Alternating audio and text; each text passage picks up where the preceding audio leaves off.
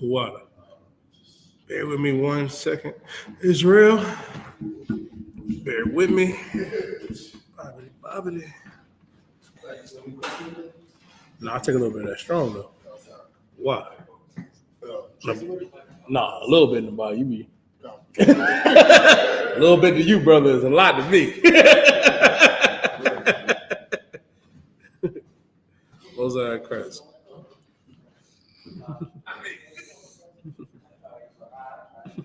All right, shalom, Israel. Yahweh Bashir Shah Berkathum, Yahweh Shemartha Bashir Shah. Precinct Officer 5000, you die holding it down till 12 Shield.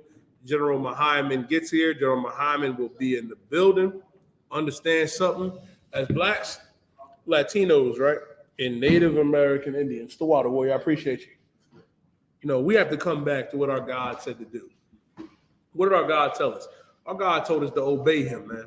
Our God told us to keep his laws, statutes, and commandments and have faith in our King, Yahweh Shah Mashiach. Our King Christ, Yahweh Shah, gave up his life so we could come back into this truth, not to celebrate the holidays of the oppressor, not to celebrate Memorial Day, not to celebrate Father's Day and Mother's Day and Thanksgiving and Christmas and Halloween and your birthday. Our God told us this, man. That we should keep the commandments and live. Because we're not really living right now with Thumyah. We're not. You are not living. Right now, our people are the walking dead. Let me explain something to you. If I could, let me get Baruch, the 4th chapter, right? Hey, Bob, let me get Baruch 4:1. Y'all got any questions? Type your questions into the chat now. Got to understand something. That when you come into this school, when you come into the Israelite School of Universal Practical Knowledge, you know what I mean? If you're a brother, you put on that all black. You know what I mean? Putting on that all black, it's just amazing, Barzal. And you are committed, you know what I mean, dedicated, you know what I mean, to changing your life. To understand that you want to put off the old man and become the new man. To not do the things that you did before. To let that old man die with Christ and become a new man. And to finally live life the way life was supposed to be lived. Because right now, we don't know what living life is. You don't. You don't. You have no idea. But I'm going to show you what life is according to God. Give me Baruch chapter 4, verse 1. This is the book of Baruch, chapter 4, verse 1. Mm-hmm. This is the book of the commandments of God. This is the book of the commandments of God. And this whole Bible is the book of the commandments of the Most High. Keep reading.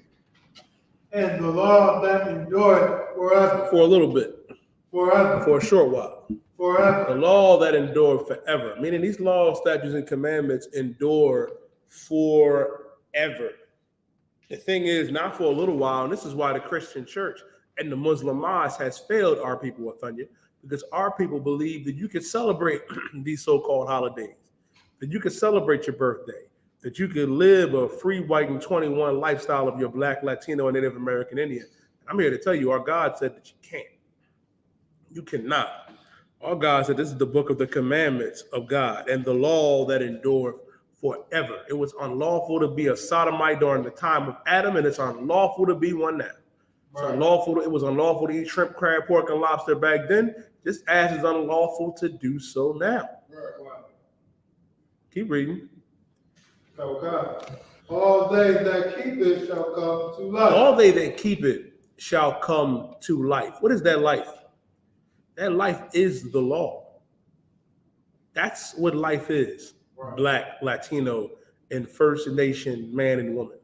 Here in America, you know what I mean, and all across the earth, our people are literally walking around as the walking dead. I know y'all love those zombie shows. I know there's a bunch of conspiracy theories that believe, oh, the day's going to come when people are going to be mindless zombies, not realizing that that's our people today. I'll prove it to you. Everybody around this time on that second to last Monday of May, you pull the grill out and you cook out, you know what I mean, for Memorial Day every year. Right. Like clockwork. You're going to do the same thing for the 4th of July. Wait till Halloween come around when you're going to dress your kids up as ghouls and goblins and send them to the known pedophile that's on the registry and send them to his house. And then you're going to worship, you know what I mean, another god, you know what I mean, in Christmas and Saturnalia. You're a zombie. Our people literally are the walking dead. You're doing the same nonsense like something that Barzal used to always say, like, are you a child? Are you a baby? Are you a kid? Now is the time to grow up. And in growing up, this is how you grow up. This is how you truly live life, by doing what God says to do. That's why a lot of our people walk around now, Athunya, even though you have millions of dollars, like the few, you know what I mean, 1 to 5% of our people that actually have a few dollars. Guess what? I'm talking about the big money too. And even like all of our people, you walk around and you may feel as though that you are successful in life, that you have money, that you have this, you have that, but you still have this emptiness to you. You still have an emptiness to you that brings, you know what I mean, depression and all type of other demons and anxiety, because you're not truly living your life.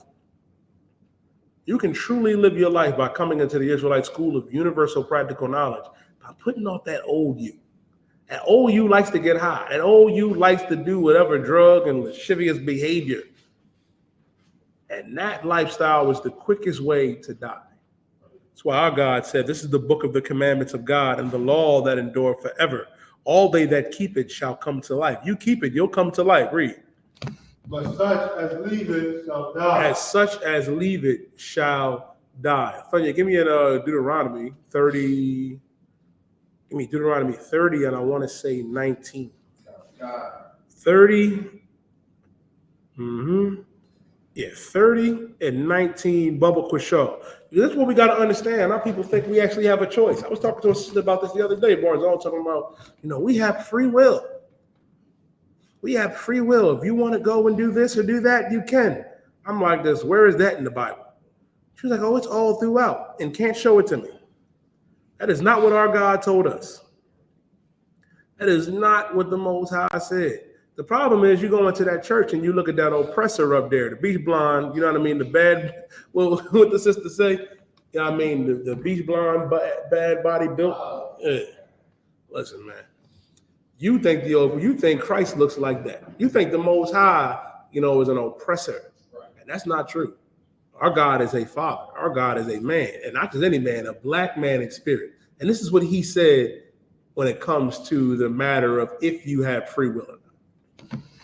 This is the book of Deuteronomy, chapter 30, verse 19.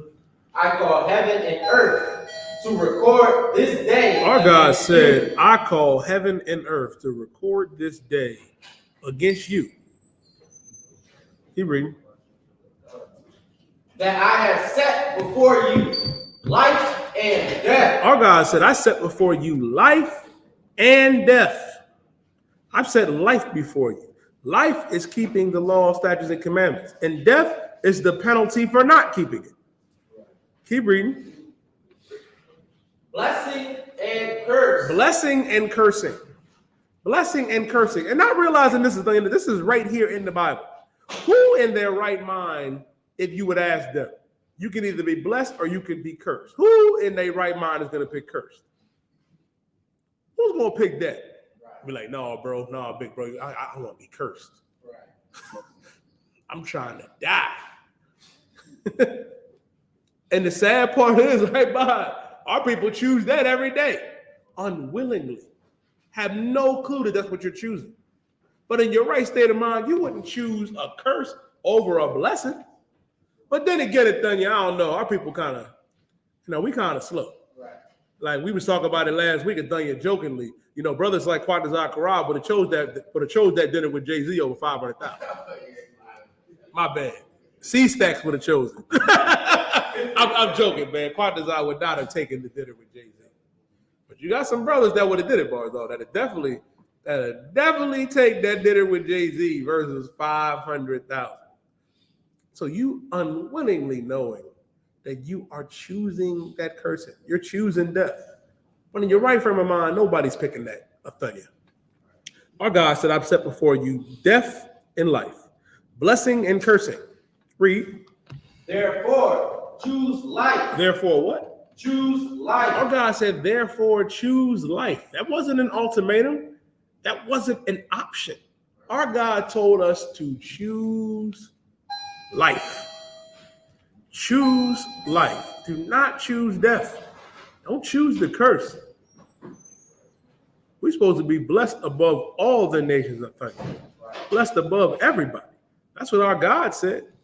He told us that he called heaven and earth to record this day against us, that I set before you life and death, blessing and cursing. Therefore, choose life. Choose the commandments. That's what we are supposed to pick. We ain't supposed to choose death. We ain't supposed to be choosing being cursed, being at the bottom. Right. Like, I don't know about y'all, but listen, man, I get offended, Quatazar, when I see the oppressor really doing anything. When we supposed to be in charge. Right. We're supposed to be on top. But because of some bad decisions, following after them, you see what happened, right? See what happened?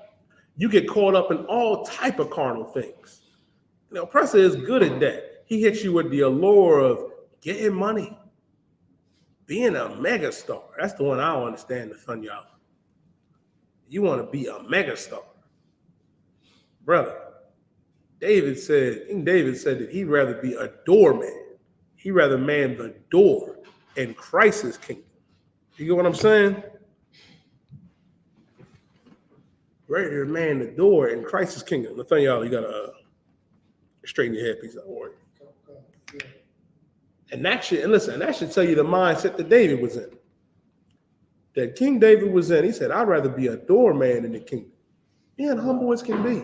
Why would you want anything in this oppressor's society? You know what you gotta do? You gotta compromise who you are. You gotta compromise everything about you. He wants you high. He wants you being a sexual deviant. It's a rough situation, Quatazar. Choose life. Choose the Israelite School of Universal Practical Knowledge under command of Gen.YAHANNA. That's right. Choose that. You choose that, brother. I promise you, you will not regret it. You will understand what it is like to truly live instead of being that zombie that you are right now. It ain't worth it, Nathaniel. I hear you. Some of y'all get enticed by the smallest things. Right. I ain't gonna go over some of the things y'all get enticed by. Yeah, I mean, Nathaniel, brothers will sell out for a Dutch master any day of the week.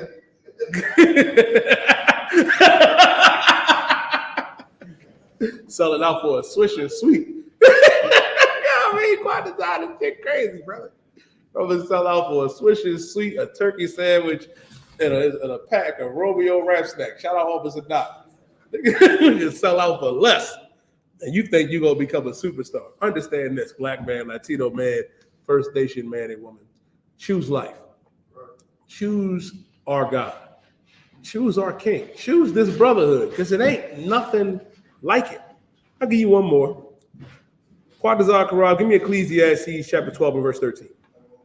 Let me show you what the whole duty of every Black, Latino, and First Nation man is. And I see you. I see most of y'all on the internet. I especially see the fake Israelites, Quatazar. I see him. I see him. You know, Nathaniel and Nathaniel being the sisters' DMs. I know. The single ones. They be right there on the single ones' DMs. Talking about shalom, sis. Get in the van. I am 15% better than that last. Let's listen. Understand something. You out there being an individual, like knowing you Israel, but you don't know anything. You're like a child. You just want to get on social media and be facetious. It's one thing I understand, Barzal, is the whole social media thing. Like, if I could just take the time to sidebar, Akim Akwafium, social media is not a counselor. It is not a counselor. And I'm going to share something with you on behalf of Commander Gen.YAHANNA. Nobody cares. Nobody cares. Oh, I'm mad at so-and-so, and so-and-so is my op. Who does that bitch think she is? I'm going to show them. Nobody cares. Nobody cares. You're not going to get over it until you go through the proper protocols that our king set up in pulling a brother or sister to the side. You look real gay going to social media and having the social media be your counselor. You look real soft, especially if you're a brother.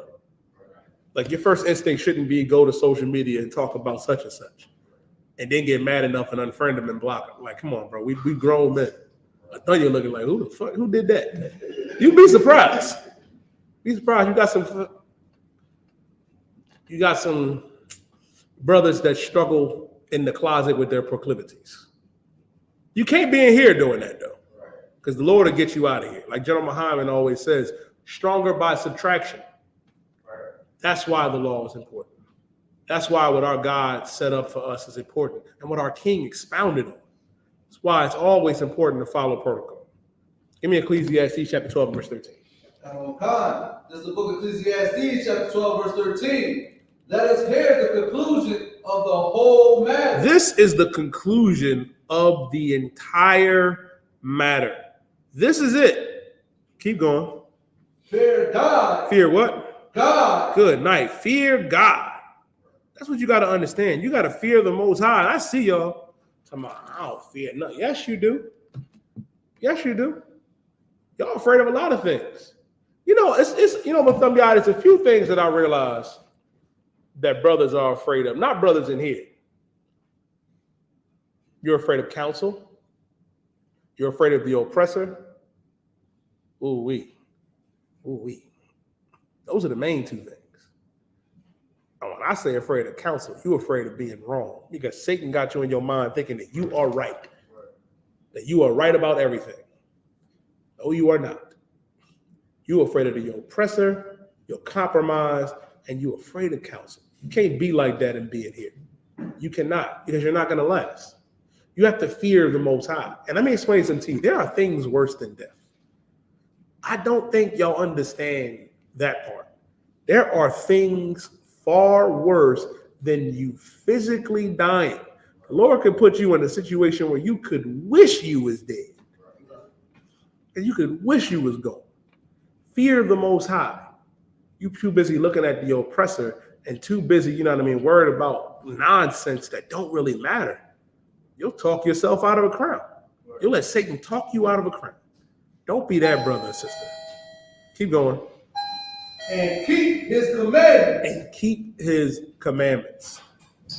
Don't fall. Understand something. And when I say don't fall, I mean don't fall for the okie doke. Don't fall for the foolishness. You listen.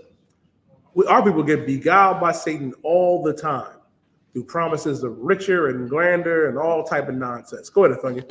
So like I said, what I want to bring out is so heavy is because Satan feeds on your insecurities. Yeah. That's why a lot of brothers don't want to go to counsel or put you to say, because you insecure about something you insecure about, especially knowing you're wrong. Mm-hmm. And then it's other things in your insecurities that Satan just is in your ear about. Come. He's feeding it, making that fire more and more. And that's how our brothers just like fall off from that. And what you saying, brother, is so heavy. That's what makes what our King did such an amazing and glorious thing. That our King loved us so much, you know what I mean, that he expounded on many things and had to tell us, like, if you have an ought, an issue, pull that brother to the side. He understood that. Christ ain't died so you can be facetious on Facebook and Instagram. Throwing what they call it, what they call it, the Thunyala that the kids be doing now, saying nowadays, throwing shade. Like, Christ ain't died so you can throw shade at a brother or sister. Christ ain't died so you can continue to get high and hate your brother or your sister in secret. Shalom, warrior, Lord Christ. He ain't do it for that. And what you're saying is heavy. Yes, Satan will play on your insecurities. He's going to be in your head telling you anything. And you're going to listen. You're going to listen. You don't want to listen to the Most High. You don't want to listen to the council. That's what the listen. When you go to council, when you get in the council in the UPK, you better believe Christ is in the midst of all that. Right. Christ said what's bound here is also bound up there. So you're not what you're really afraid of. You're afraid of something deep, something deeper. And it shows where your mind is mentally. At the hold that Satan got on you, man. Don't be that brother or sister. That's why, you know what I mean? It is a sin. You know what I mean? You are ready to hate your brother, to hate your sister. Pull them to the side. You can't have no oughts between you. And listen, brothers disagree. It's all right to disagree. Don't sweat that. Let's go to council. Right. And we still gonna be brothers before the council, and we're gonna be stronger brothers after the council. That's what you gotta understand is. It's supposed to make the brotherhood stronger. And then you gotta understand with correction is real love. Correction is real love. Understand that. And what is love? Keeping the commandments. Keeping the commandments. So if you hate your brother, it's impossible for you to keep the commandments. You hate your sister, it's impossible. Because what does the scripture say? You know what I want, Quadazar? I believe it's in 1 John.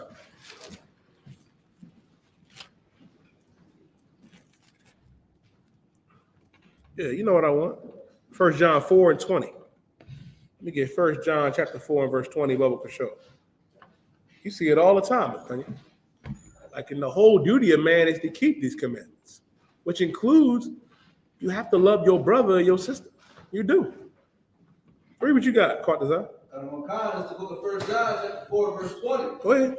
If a man say, I love God. Listen, man, you ask any brother or sister in the world, man, they're going to claim to love God. They're going to claim to love the Most High in the church. Oh, they know God personally in the Bible. Your pastor. Before and after he was getting swallowed up, he met God in 1988. Good night. That was a rough one, I tell you. That's a rough spot. He said, if a man say, I love God, read. And hated his brother. And hated his brother. You saying that you love God and hate your brother, read. He is a liar. He is a what? Liar. A liar. A liar. Ooh-wee. Ooh-wee. If you claiming to love the Most High, but you hate your brother, you are a liar. You're a liar. And I see you. And that is the majority of your fake Israelite groups, Bakar Yala. You claiming to love the Most High, but you're not in here. You in the basement somewhere, eating, ooh-wee, eating matzah crackers. You out there having fellowship. Like, what is that? What is fellowship? You having fellowship with other in unity camps. What the hell is that? All of y'all teaching different doctrines. You hate your brother. You do. Because if you loved your brother, you'd be here. You'd be here in the truth where you belong. You hate the truth so much, you go band with other niggas that hate the U.P.K. And then you come together and have little lamb dinners by yourself, talking about his Passover. Having some of this Sabbath because of the moon and all this other garbage, Shabarzak. You should hear some of the things that they say. And the whole time, and guess what? They don't even like each other, Thunder. They hate each other too. You ain't no different than the Christian church and the Muslim mosque. We watch it every year, man. But y'all, how many brothers we know out there in the world claiming to be Muslim, out there, that was out there cheating on Ramadan? We saw them. We saw them, y'all. They was out there cheating on Ramadan. Because in Islam and Christianity and being a fake Israelite, you can't possibly love the Most High because you hate your brother. Keep reading. For he that loveth not his brother, whom he hath seen, how can he love God, whom he have not seen? You see your brother all the time. You see your brother all the time. Every day. I'll give you a similar scenario. You know what I mean? You have a brother that you down with, that you see every day.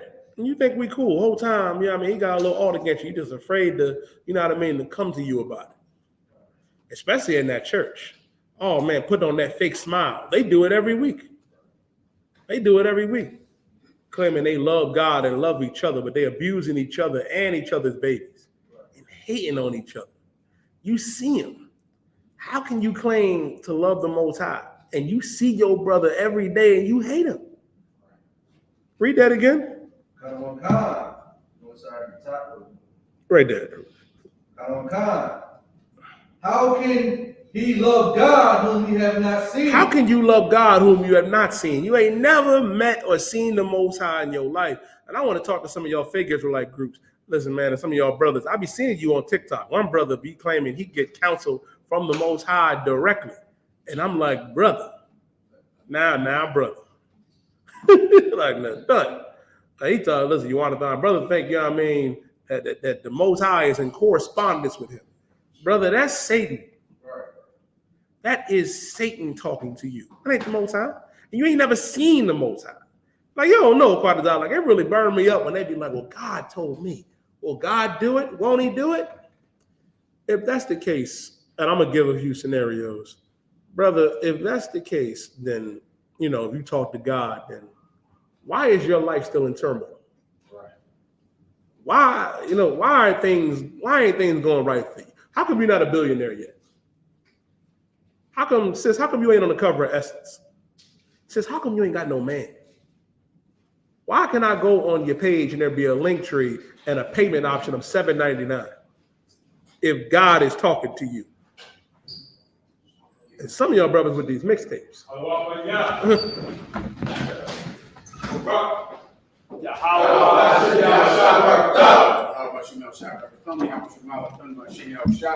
Wrap it up.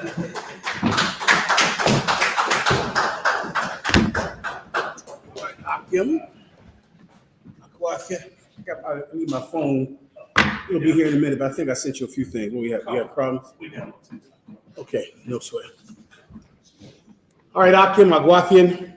I'll take your questions in the room and online. I'll do the Los Anuncios in 1 second. We're up online, though, I'm assuming. Okay. So I'll take your questions. We'll go over Memorial Day. It's an important breakdown that you need every Memorial Day. The holiday where Black and Hispanic men went to fight overseas for freedom and received none at home. And so without you, they will always be forgotten on Memorial Day. We'll go into a few brothers that should not be forgotten on Memorial Day. All right? We'll go into that in 1 second. For now, I will take your questions online and in the room. You're up, Warrior. Questions. Hello, sir. Can you give me a breakdown of what does it mean to worship a man, or like worship Christ, I guess, or worship God? No problem. The word worship in a nutshell means to give reverence to or to bend the knee to. To bend the knee or to bow down to. Is there a reason you asked the question? I mean, just growing up, like, oh, worship, like being in the church. I had Go ahead. thought, like, oh, let's worship Christ. I'm like, and everybody thinks, oh, it's carrying, you know what I mean, whatever. But like, I know coming to the truth, it got to be something else besides doing that. That's not Gotcha. worship Christ. Well, being in the truth, I'll give the term worship, who to worship, who not to worship. That's another one of those things that is extremely simple if you're in the truth, but when you're in the world, it's very difficult because of course, Christ said, don't worship him, worship the Father. Christ said that, correct? But then you'll hear about people in the Bible falling down and doing what? Worshiping Christ. Many brothers and sisters in the world believe we're wrong because we call the men above us Lord, because we call the men above us Adawan or Señor in Espanol. They believe that that is incorrect to do. They believe that when I say that Commanding General Yohanna is my liege Lord, he is who I obey. I am assigned to obey him, not God. Instead of God, I obey Commanding General Yohanna for God. You understand? Of course, you know, if you're in the world and you're in the Christian church, you're gripping your pearls and you don't even understand what a statement like that means because you and I are not alike. Everyone understands. Of course, I'll explain it to you. Go to any precept that you would like about worship or anything you want, all right? You know, they're all over the place if you want, all right? Just pick one out. And also, someone else should give me 1 King. I appreciate you, Warrior. It might be 2 Kings 2 and 14. When the mantle, look up, if you can't find it, look up where Elisha took up Elijah's mantle. All right. Hold that first. Unless what do you have? The one in you have one in the which one do you have in the New Testament or the Old Testament? Hold that. But first give me the one in the New Testament, because usually that's where the confusion comes from. Go ahead, warrior. Is it John 4:24? That's fine. God is a spirit, and that they that worship him must worship him in spirit and in truth. That's the word worship right there, right? God is a spirit, meaning God is not a man. If you're going to worship God, you're going to have to do it in spirit, meaning not the way you would do it to a man, but you'll have to do it in spirit and in truth. What does the word truth mean in this? Sincerely. Meaning you're not going to, there's a way to worship a man and it's lawful, because the word worship means to praise or bow down before or kneel in front of. That is not the way you worship the Most High God. That's a different thing. You can worship man with man service.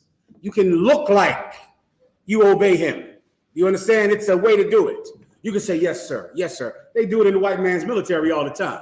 Yes, sir. Right away, sir. Meanwhile, they hate him and they go back into their barracks and curse him and they can't stand him and they're plotting on shooting him and saying it's an accident. You understand? Men, you can give them eye service. That's what the Bible calls it, eye service. But with the Most High, you cannot do that. You understand? If you're going to worship the Most High, brother, it has to be for real, because he is a spirit. He's not a man. He sees what is in your mind. He sees what is true. Men cannot. Men can only try with the Most High's help. You understand? Give me another one. New Testament. Give me where Christ said, why does thou call me good? Or do not worship me, worship the Father. I'll take that.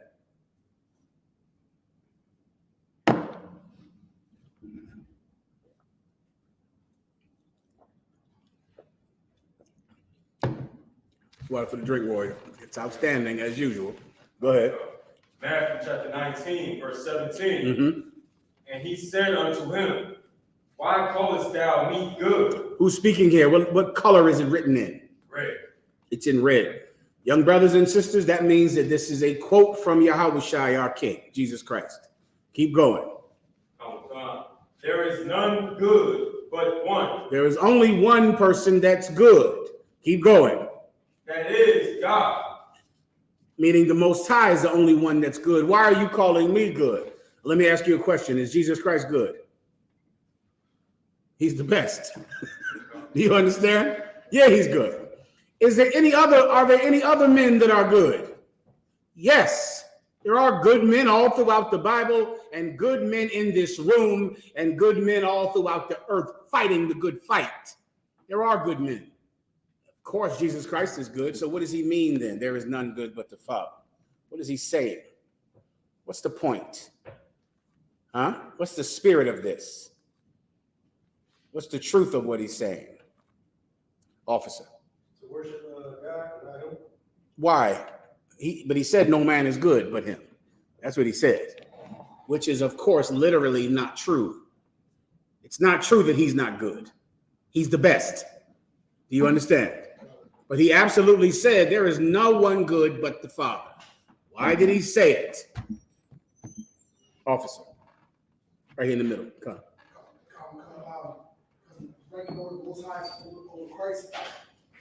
Give him a hand. Rank is why he said it. Because if you go to him and give him a compliment, he does not take that compliment. If you go and say, Christ, you're good, don't call me good. The one I serve, he is good. Rank is why he refused to take a compliment. That was true, because he absolutely is good. But there's someone above him, and in humility and in kindness, Christ behaves himself like a knight. You understand me? And that culture is in the U.P.K. We behave ourselves like medieval knights to this day. And that's how he behaved when he received the compliment. And someone said he's good. No, you call him good. He refers right to the man he serves, his Lord. He goes to him if you offer him a compliment. Everyone understands. Is the word worship anywhere around here? That's what I'm looking for, a precept with the word worship in it. Then I'll go to the one in 2 Kings. They fell and worshiped him. It's all over the place. I don't have my concordance here yet. It's anyone that says worship, you type worship into your concordance. You give me one in the New Testament speaking about Christ. You up front. You got it. If it's about, I'll take it. Howbeit in vain do they worship me, teaching for doctrines the commandments of men. That's another one where Christ is saying that they worship him in vain because they don't actually follow him. They give Christ what? Come on. They give Christ eye service. They talk like they love him and will follow him. You're the king. Oh my goodness. Think about all the throngs of people that waved palms at him when he was coming into Jerusalem, riding an ass's colt. How many people came out to see him? And then when he was being crucified, there were 11 people there. That's that. He fed 5,000 people with what? 5 fish and 2 loaves, or the reverse. At the end, when on his worst day, there were 11 people there. In vain do they worship him. Their heart is far from him. Do you understand? They don't actually follow Christ. They talk about him. They give him eye service. And you can do that with a man, but you can't do it with the Most High. Everyone understands. Give me another worship one from the New Testament. Give me something else just to bring the point home to the brother. Go ahead, God, this is the book of John, 4 verse 22. Ye worship, ye know not what. We know what we worship, for salvation is of the Jews. There you go. That's speaking about the Most High. Because this woman was trying to go into the mountain, the holy mountain of Israel in Samaria, and praise the Father, compliment the Father, voice her undying loyalty to the Most High. She's doing that for nothing, because the Most High God does not recognize her or her people, because salvation is of the Jews. Everyone understands. Now, give me the one in 2 Kings, and then I'll wrap this up. Let me ask Alexa. Maybe she knows. Alexa, what does the word worship mean in the New Testament?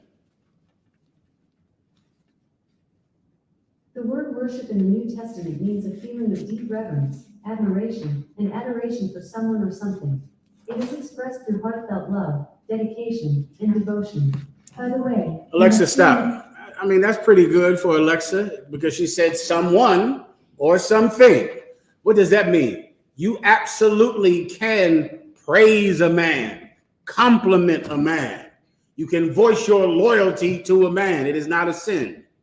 It is absolutely different than that thing you give to the Most High. That's a whole different thing. That's something that is different than words that come out of your mouth.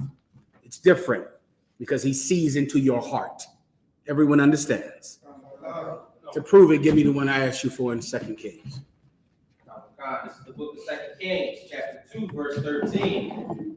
He took up also the mantle of Elijah. What we're speaking about here is when the prophet Elijah died. When he died, the one that rode with him the closest, the one that was serving under him, Elisha.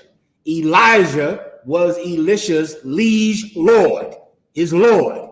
He didn't obey God. He obeyed Elijah. He was assigned to him. He knew what God said because Elijah told him what God said. Do I need to give you the precept? Of course I do. Give it to me in Exodus. Give me Moses and Aaron. He shall be unto you as unto a mouth or a tongue. Hold that one you holding right there, warrior. And then give me the one in Exodus, I believe. Is that right, Yediah? He shall be unto you instead of. That's what I need. If you look up instead of, you'll see it. Instead of. I believe it's in Exodus. Is that right? Is that right, Up? Okay. Tell them where you are. It's the book of Exodus, chapter 4, verse 16. And he shall be thy spokesman unto the people. This is when Aaron, I'm sorry, one second. This is when Moses complained to the Most High that he could not be a public speaker. He could not go into Pharaoh and speak. He could not speak for the people because Moses had a speech impediment. That's what you would call what he had today. Imagine a very severe stammer or stutter where your tongue is broken. But yet the Most High God told him to go speak. And Moses said he couldn't do it. The Most High said, did I not create the tongue? Sure, you can do it. Moses persisted that he couldn't do it. The Most High said, fine.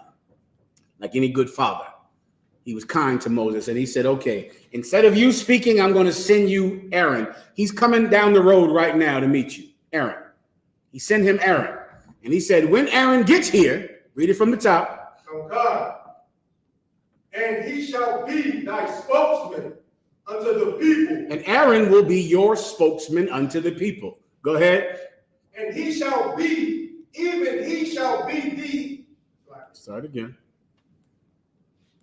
And he shall be, even he shall be to thee instead of a mouth. Stop right there. And even, meaning, and it gets worse.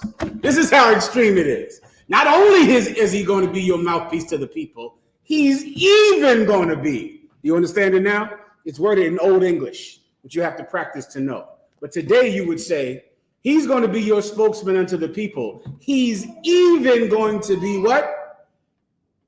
Shall be thee instead of a mouth. He will even be to you instead of a mouth. Now you don't need a mouth because you have who? Come on. Officer Aaron. You don't need a mouth. Forget that tongue. Forget your stammer and your stutter. You keep it. Keep stuttering. Because you will have Aaron to even be your mouth. Keep going. God. And thou shalt be to him instead of God. Read it again. And thou shalt be to him instead of God. Officer up front, do you understand that? And you, Aaron, and he is going to be to you instead of God. Aaron didn't serve God. He served his liege lord, Moses. At least he was supposed to. And he had some problems when he made that golden calf. Everybody understands. Some of you will have those same problems. You fall when stress arises, when the people want something and you don't have the strength to resist. That's the point. Please. So, sir, I understand that women are the weaker vessel. Mm-hmm. Is there anything that we can do to change that? I'll go into that in 1 second. That's off the topic. But I absolutely will answer that question because it's something that you must do to change that. No problem. Just stand by, all right? Go ahead to 2 Kings now, I believe. See me one more time, please, Mahayaman. This is the book of 2 Kings, chapter 2, verse 13. He took up also the mantle of Elijah that fell from him and went back and stood by the bank of Jordan. And he took the mantle of Elijah that fell from him and smote the water. Skip down one verse. This is about a miracle he performed with Elijah's cloak, with his garment. Keep going. Verse 15. And when the sons of the prophets. When who? The sons of the prophets. Many people don't know. You might think about Aaron. You might think about Elijah and Elisha like two old men with long beards in the woods. That's from the movies. But they were camps of men. The sons of the prophet was the camp that Elijah was over. They were called the sons of the prophets. It wasn't just him and Elijah, two old men with long sticks in the woods. There were schools. And these are the men that learned under Elijah. But Elisha was his second in command. The sons of the prophets, the rest of the camp came and saw that Elijah had the same power that Elisha had. And this is what they did. Continue. And when the sons of the prophets, which were to view at Jericho, saw him, they said, the spirit of Elijah doth rest on Elisha. The spirit of Elijah doth rest on Elisha, meaning the same power that Elijah had, Elisha has that too. Continue. And they came to meet him and bowed themselves to the ground before him. They came to meet him and they said, boom. And they bowed down before him, acknowledging that now he sat in the seat of Elijah. He became their Lord. That day, he proved himself. Now, once again, if you're some purple pig, what do you follow? A bishop? A deacon? I know you don't understand this life. This is the only life I could have ever lived. Everyone understands. That's what worship. Worship, we don't use worship today. It's the same thing as compliments or them getting on their knee and worshiping him. That is worship when you just say, I acknowledge you're in charge. You're great. You're wonderful. You're the best. We're with you. Right? That's worship. We don't use that word today because the Christian church has polluted the understanding of the word worship. That's the same reason we do not use the word bishop or deacon, because although those are biblical phrases, the Christian church has polluted the understanding of bishop, deacon, and worship. Everybody understands? So in the UPK, we would just say, we praise this brother or congratulate this brother. It's the same thing. It's exactly the same thing. Everybody understands. But however, it is different when you give it to the Most High. It's a lot more difficult, and you cannot lie, even if you try. Everyone understands. To the sister, your question was, please say it again if you don't. I understand that women are the weaker vessel. Is there anything that we could do to change that? Absolutely. Did everyone hear her online, Yedaya? Okay, precept. Alexa, how do I say precept in Spanish? Precept in Spanish is preestablecido. Preestablecido. Alexa, how do I say precept in Spanish? Precept in Spanish is preestablecido. Preestablecido. Someone confirm that. I'm not so sure if Alexa is telling the truth about that one. All right. We have it. Go ahead. I had 1 Peter 3:5-6. That's not where I would go first. I would go to Timothy first, childbearing. That's where I would go first. I would go into Eve was the one that committed the transgression, not Adam, because that is directly on to her question, correct? Okay, whenever the brother will get it, he'll tell you where it is, all right? Where's it at? 1 Timothy 2:15. 1 Timothy 2:15, sister. One of the brothers will read it for you, all right? We'll start there. 1 Timothy 2:15. You got it? The book of 1 Timothy chapter 2, verse 15. Verse 14. And Adam was not deceived. One verse above it, probably. Verse 13. For Adam was firstborn, then Eve. To the sister's question.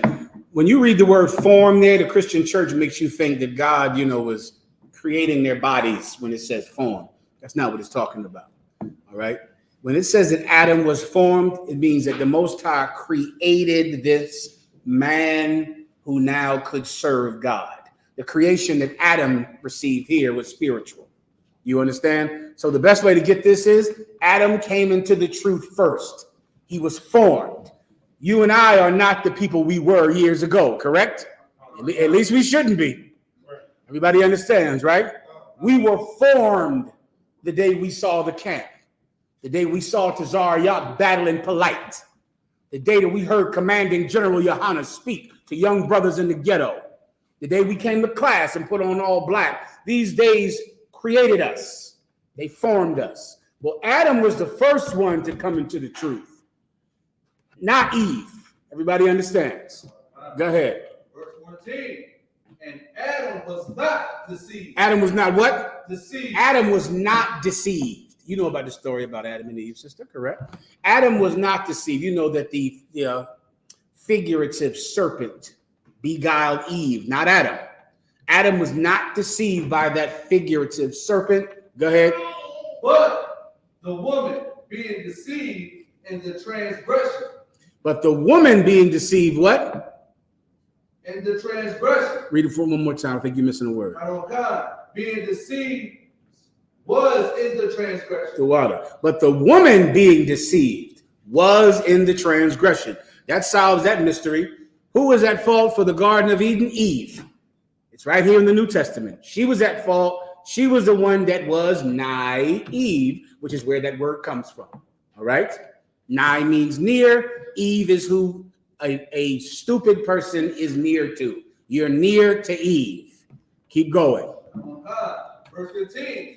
Notwithstanding meaning this, to your question, even though Eve is the one that was the first dummy on the planet Earth, The first one to get beguiled and told that she could have everything.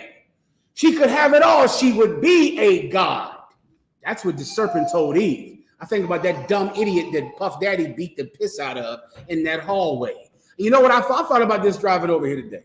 I thought when she went to marry Puff Daddy, the reason she wanted to marry him is his money.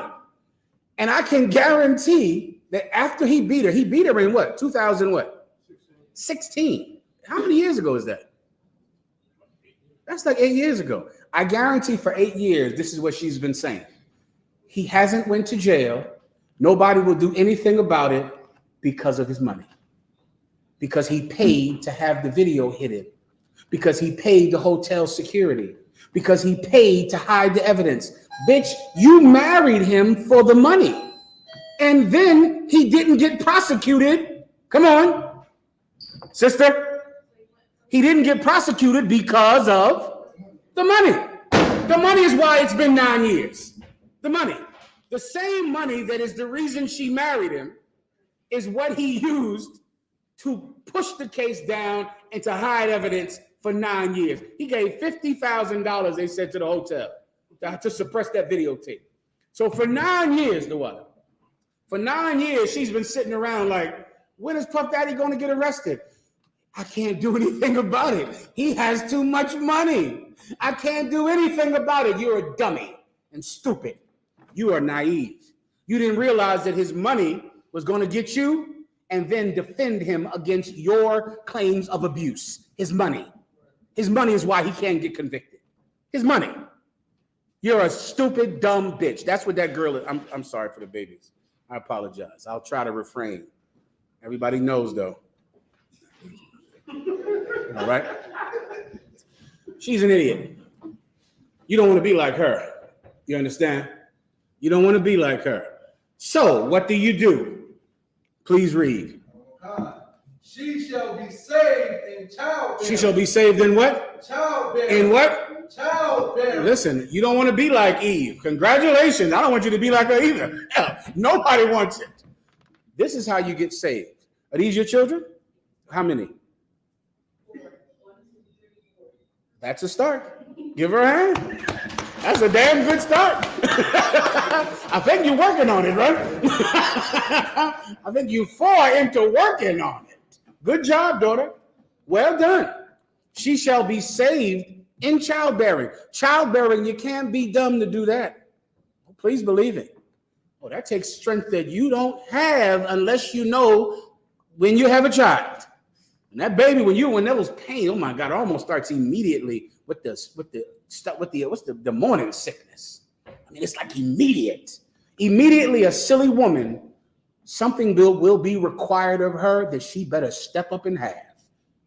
I mean, I'm talking about in the first month. You have a trash bag can next to you so you can vomit in it all night. You can't go anywhere, you're sick. You can't keep down any food. You feel terrible. And because you're in hell, you have to go to work, don't you? Because those babies have to eat. So now you're sick and you're throwing up and you're getting dressed to go out there and work. That's how you get saved. That's how you erase the blood that runs through your veins that traces back to her. Because it does. That's your great grandmother right there. And you want to have honor instead of disgrace. So now you do it in childbearing. That's step one. You go through the morning sickness, you go through the pain, you breastfeed that child if you're able. Some women cannot. You're going to have to decide which one you are. Are you just weak and you can't handle stress, or do you actually have a physical problem? That's up to you. No doctor will be able to tell you whether or not you're just too weak to do it or you actually physically can do it. But I know who will know. The Most High, who you must worship in sincerity and in truth. He'll know. He'll know which one it is. Think about it. And then comes the labor. Yeesh. Raise your hand if you're a man that has seen that. Oh, I've seen that, brother. That's a hell of a thing. You step back and look at that and go, this builds character. That's what this does. Going through this thing here, don't forget it. That's an amazing thing. Am I done? I'm not, because now the baby is here. And now you have not slept in months. You feel crazy. from the lack of sleep. Like you're imagining things that aren't real. You're losing your mind because you're sleep deprived. Then the child gets older. Then you have to find a way to put the child in daycare so you can go back to work. Then you're worried about the child missing. You're worried about somebody stealing your child. Then the child gets sick, because that is going to happen.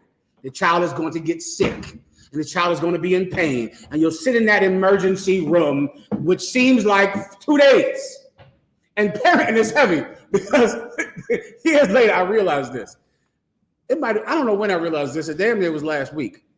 If I'm in here 2 days, this probably isn't an emergency.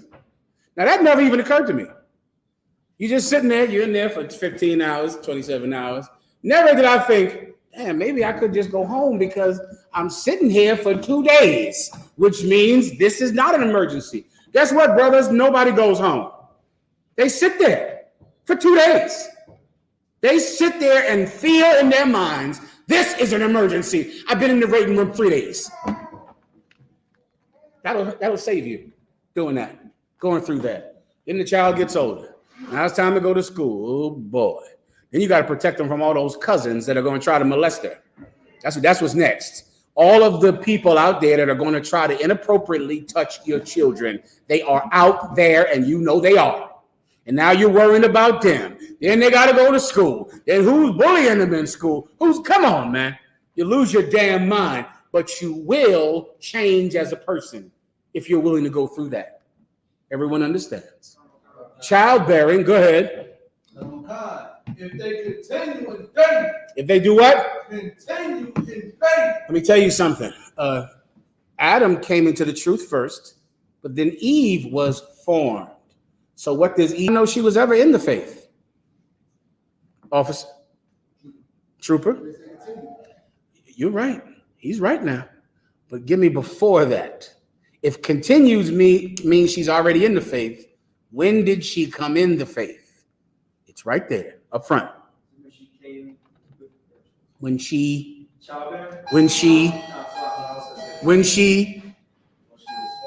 a hand.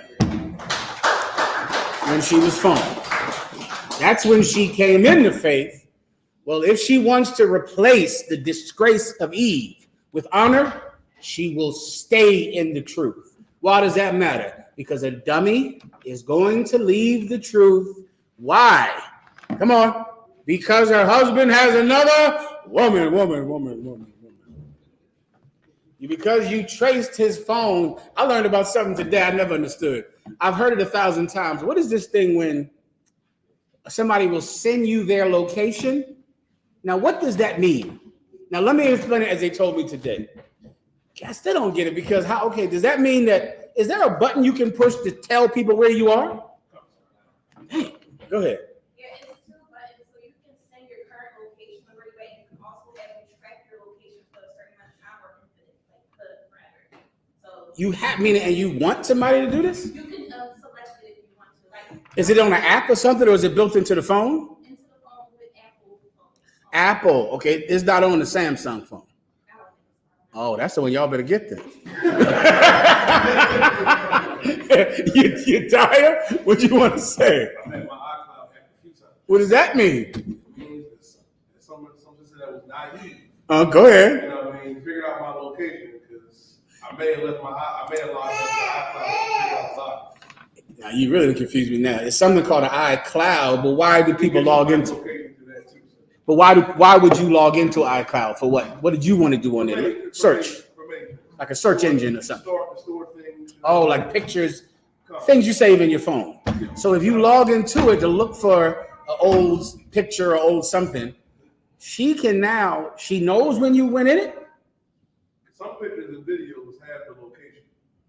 Pictures and videos. If I go out and let's say I go downtown, I take a picture and I put it on my iCloud and she has access to it. She'll be, that nigga downtown, he in class. No. I ain't never heard of that in my life. Y'all listen. Y'all having a rough time out there, right? Okay, well, all right. That sounds like what they told me today. Somebody had their hand up over here? Go ahead, up. A lot of times our sisters, especially when we're sweet, we got facial recognition. Dad, can they hear him online? I don't know. Make sure they can all hear him. The brother is saying that they take the phone while you're sleeping, put it to your face, get up in your phone. Go ahead. Well, the finger. Oh, get your fingerprint. Y'all better sleep with one eye open.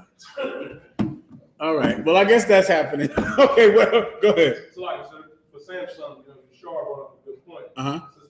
Sister comments that the Samsung is called Google Maps. Google Maps. Oh well, listen. Even Samsung ain't safe. I thought it was safe. Google Maps. Now I got Google Maps. You telling me if you go on Google Maps, what does that mean? Everybody knows where you are? If you go on the thing? They go on your Google Maps and you got your location on it. Okay, what do you mean go on it? Mean they got to go into my phone? If you have your phone on you, you got Google Maps. And you got You telling me if Google Maps is on my phone, like let's say I put on Google Maps because I want to go to the Home Depot. So somebody goes on their phone, but how do they get into my Google Maps? They find ways. God damn. Sister, go ahead, bro. Tell everybody how you do it. What do you come up to the chalkboard. Come up to the chalkboard. Make an equation on how you're getting in that phone. Come on. I'm just joking. Go ahead, sister. So how they get into the iCloud and the Google is basically, like you said, is when you log into a smartphone, it access to all your photos, database locations. What they're doing is they're logging into iCloud and Google and putting in their device. So now it logs into multiple devices so they can get access to everything.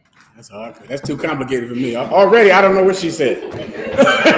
And so I guess I got to just be honest. I have sex with a lot of women. I don't have the brains for all that. So I'm with a woman. If you're not looking at me, I'm with a woman. Okay, so I mean, that's all.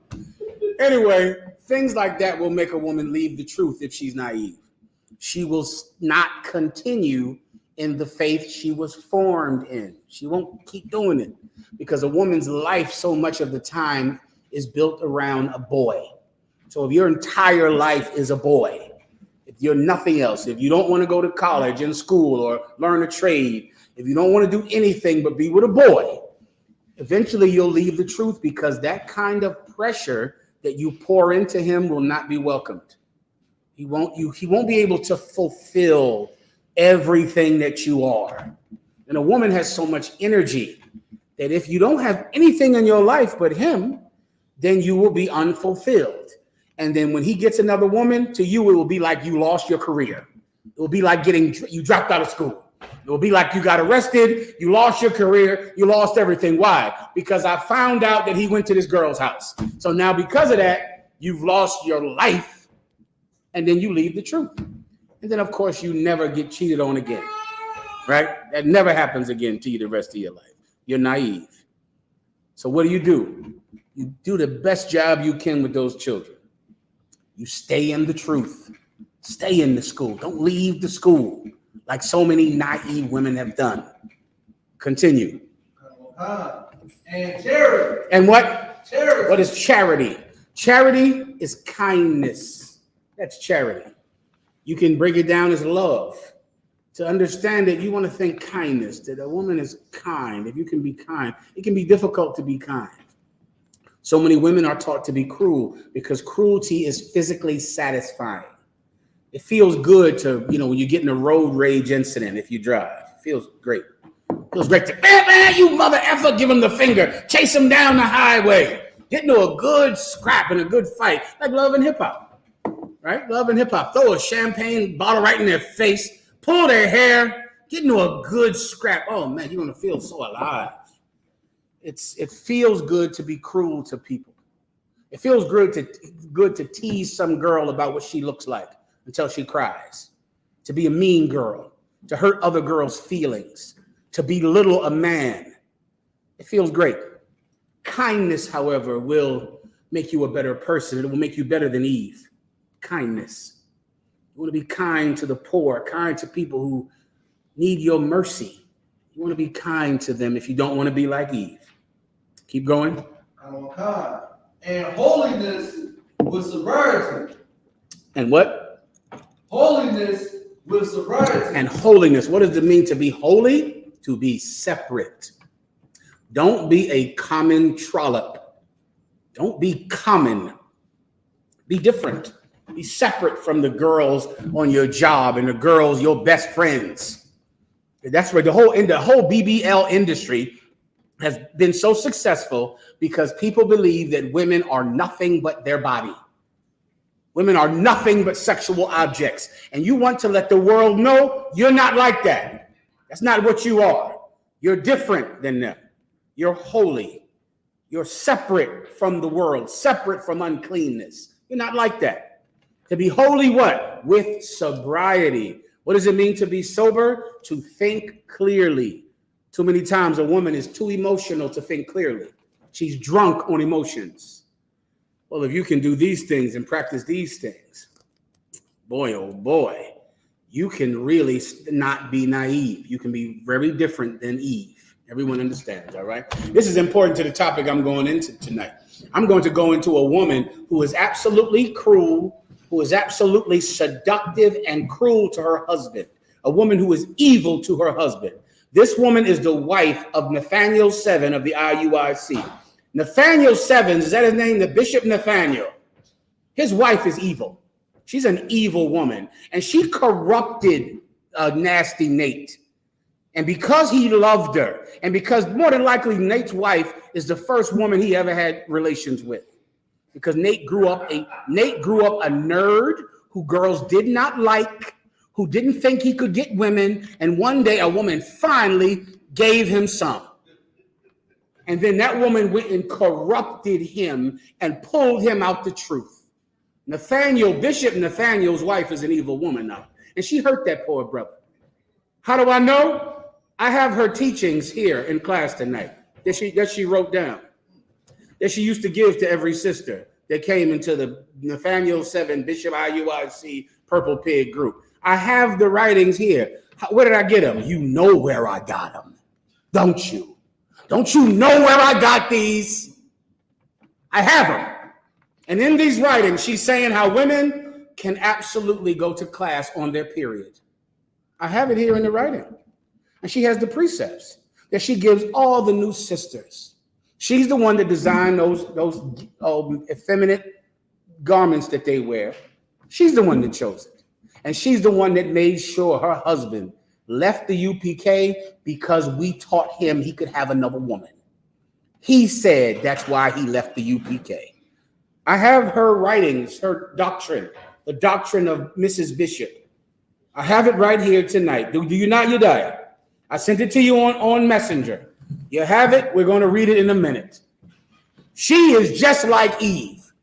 She's naive, and she took her lies, her desire to have power over her husband, and she corrupted Bishop Nathaniel. She corrupted him and made him leave the truth. And now look at it. Half a homo in some purple group who only believes in never having another her.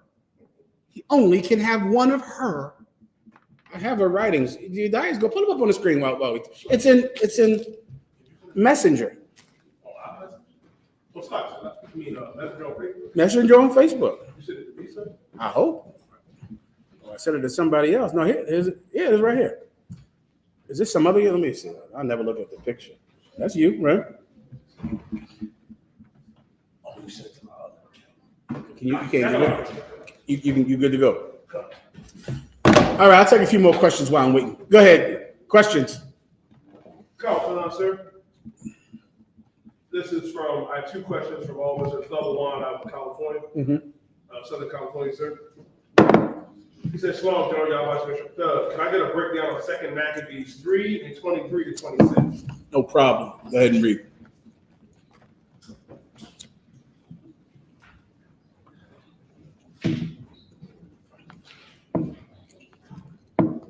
This is the book of 2 Maccabees, chapter 3, verse 23. Nevertheless, Heliodorus executed that which was decreed. Verse 24.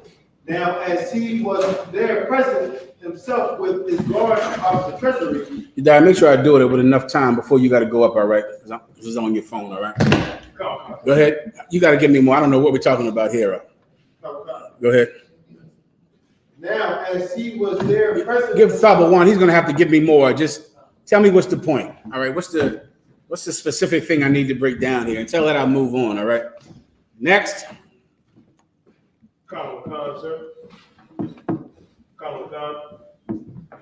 His other one was in 2 Maccabees 3:34. What is an apparition? What is an apparition? Go ahead and read it. And were the two men angels? Okay, an apparition in a nutshell is an appearance. That's what an apparition is. It's an appearance, all right? So, you know, if something just appears in front of you, that's an apparition. Everybody understands? Okay, now read it so I can answer his question.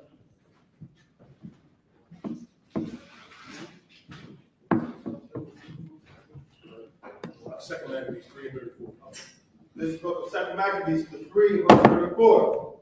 And seeing that thou hast been scourged from heaven, declare unto all men the mighty power of God.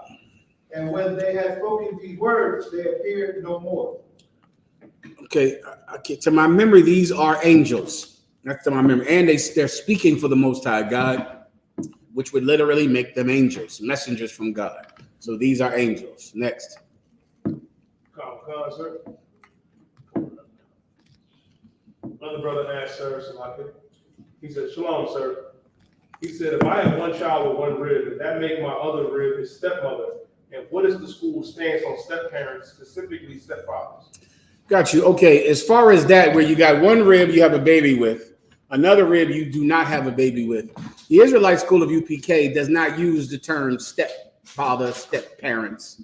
The world uses that term. So there might be a time when you know, talking to some school official or somebody, you know, in our oppressor's world where you can easily describe your relationship as stepmother, stepfather.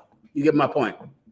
It's not something that we traditionally use. Like if I have two ribs, I have a child with one. I've never heard of a brother saying or a sister saying, that's my stepdaughter. I've never heard of that. It could be just a cultural thing, but if you're asking me, do we say that? I've never heard that in all my years in the school. That your wife's, the kids you don't have children with her are the stepmother. I've never heard that before. But what they do is behave themselves as mother figures to those children. That we absolutely do. And we do behave ourselves as father figures to the children that are not yours. If your wife had children before you met her, I have just never heard a brother say, this is my stepson, or a sister say, this is my stepson. All right. If that's his question, that's his answer. Next. All right. You got it. Go ahead, Al. See me one more time with thumb, y'all, please. I apologize. Go ahead, Al. Matthew chapter 10, verse 35, 37. It says, for I am come not to set a man at variance against his father, and the daughter against her mother, and the daughter-in-law against her mother. And the word variance, I'm understanding it's at odds. Is there a defense against that, the word variance? This is a red Christ right here. Yeah. So the answer would be, is holding firm to the truth. Like that variance is going to happen regardless. But you give me a general breakdown on that. Okay, you said a defense. I don't understand that. The variance is set at odds. You looked up variance. You know what it means. What? You know, this is while we're waiting. This is the doctrine of Bishop Nathaniel's purple wife right here, and this is her doctrine, her teachings that the women in the school have to learn. I have it right here. All right, she's the one that beguiled Nate the same way Eve beguiled Adam. The serpent went to Eve. She being beguiled was in the transgression. Well, if you want to know who is at fault for Nathaniel's fall, it's his wife. She's at fault. She's the spirit of Jezebel in the IUIC. How do I know? They sent it to me right here. I got it right here. I'm going to read it tonight. All right. All right, Warrior, go ahead. So word variance definition I have here is the fact or quality of being different, divergent, or inconsistent. All right, so Christ came to do what? Accept the difference from us, brothers in our truth, and our family that is not. Yes. But why do you feel the need to get a defense? That's the part I'm missing. So I was just in here it saying that the father and the daughter against the mother-in-law, and the daughter-in-law against her mother-in-law. Yeah. So in here, so as you just referenced, there's no step parents, right? Right. It's supposed to be a mother figure or a father figure. Right. That's her children. Right. I was just trying to get a better understanding of the scripture. Okay, no sweat. To understand it, you have to think about your physical mother. Did you grow up with your family, physical mother and father? Okay, are they in the truth? What do they think about you being in the truth? Try to break it down to them. They just couldn't hold it. Did you celebrate Christmas and Thanksgiving when you were in the world with them? Do you still celebrate Christmas and Thanksgiving with them? What do they think about that? They think that it's just a day that if you don't celebrate, you go to the gathering. What do they think about you? Do you go over and gather with them on that day? What do they think about the fact that you don't go over there on that day? This is the precept. You understand? There is now a separation in your family. You and your mother and father don't agree. That's because of Jesus Christ. You understand? You know how many councils I've been in with a family that is in absolute agreement about Christmas, about God, about New Year's Eve, about school and going to college. And the children are being molested by the father. But the family is in agreement with one another. You know what the problem with Black and Hispanic families is? They're joined in wickedness. They're together.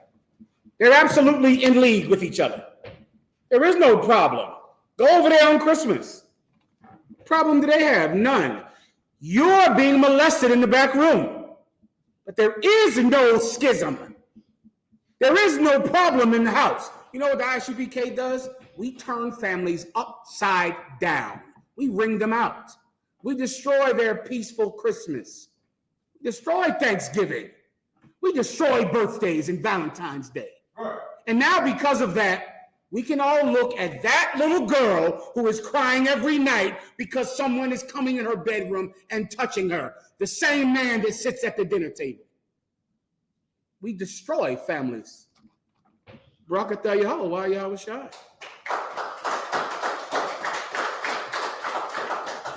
We do it because Christ said to do it. Now read the precept for everyone's education. Matthew chapter 10 verse 35. For I am come to set a man at variance against his father. Read one verse above it. Matthew 10 and verse 34. Think that I am not. One more time. Think not. I am come to set peace on earth. You see, this is a giant misconception about Jesus Christ. Like he said, it's written in red. Don't think that I came to set peace on earth. What do you think Jesus Christ came? So that you all could have a bigger turkey? So you all could get all the drug addicts, child molesters, drug dealers, all come around the kitchen table and hold hands and pray? That is not his point. You were already doing that. You already were together. That's not why he died. Don't think it. He came not to set peace on earth. Here's the problem. When people read this, they think that Jesus Christ came to start World War III and start war with France and war with England. That is not what he's talking about. When he said, I came not to set peace on earth, he's talking about your house, the house you grew up in. What's your daddy? Your daddy who was a drug addict and an alcoholic, and you're about to join him. You know why? Because you're with your dad, aren't you? You're an alcoholic too now, just like dad. You're a drug addict too, just like your pop. You're going to jail, just like your dad. Now you're just like your brother, your big brother you look up to, don't you? Oh, you look up to your big brother, don't you? Now you're going to jail with him. Maybe you can find a way for you two to be cellies. Now you've unalived people, just like your brother, just like your family. We're destroying that family in the name of Jesus Christ, because that is the problem with life. That dysfunctional piss hole that you live in, that you celebrate Christmas with and Thanksgiving and Memorial's Day with. We're destroying your Memorial Day. We're destroying your Valentine's Day, your 4th of July, because the people that celebrate it in your house are pieces of garbage anyway. Everyone understands. Keep going.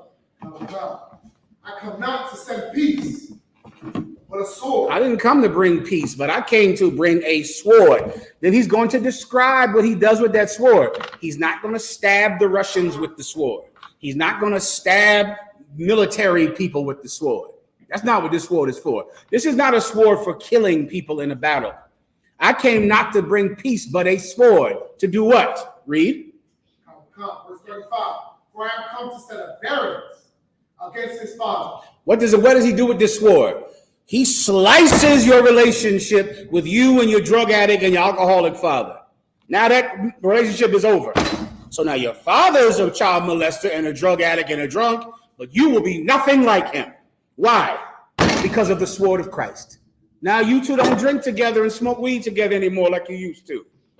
No, you don't do that with your cousins anymore, with your uncles anymore. Why?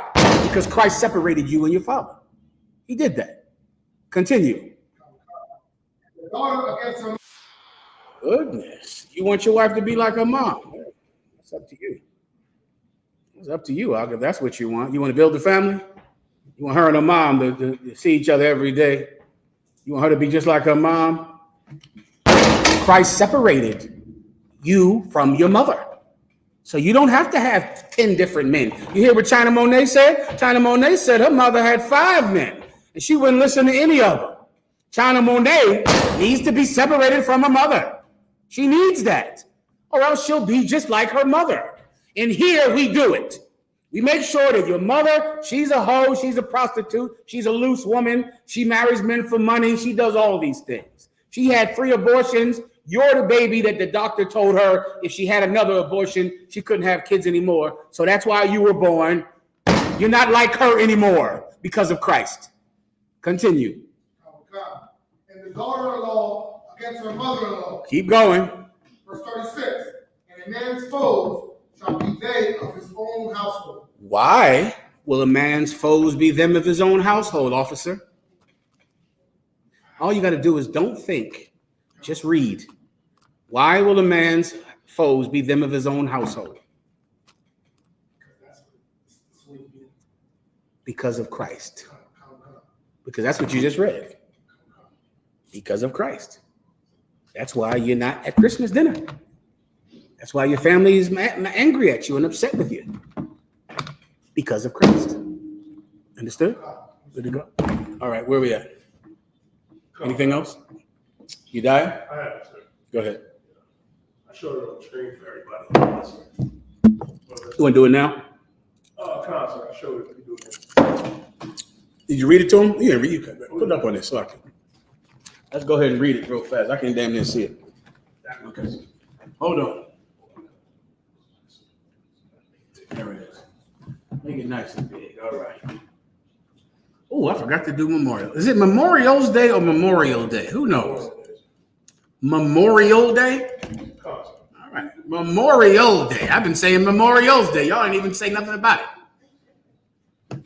Okay. Look at it. Read the top, please. The daughters of Sarah. Now, the brother here, didn't you say some of your family members in the world are in the IUIC? Did they ever get this video, this letter from the Nate's Purple Wife? Ask him about this. Ask him about this letter right here, right? This is, go ahead and read it, you guys.